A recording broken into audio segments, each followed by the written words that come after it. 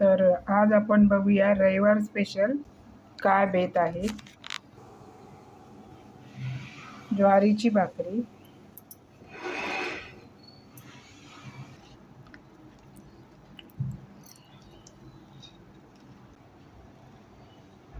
काळं मटण,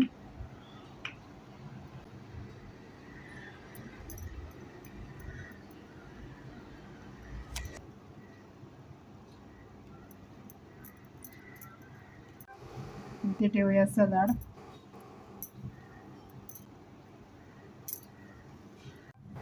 आणि आपण ठेवूया थोडासा लांब तांदळाचा भात.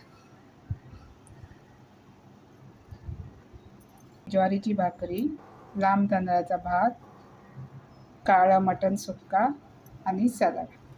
तर या सर्वांनी जेवायला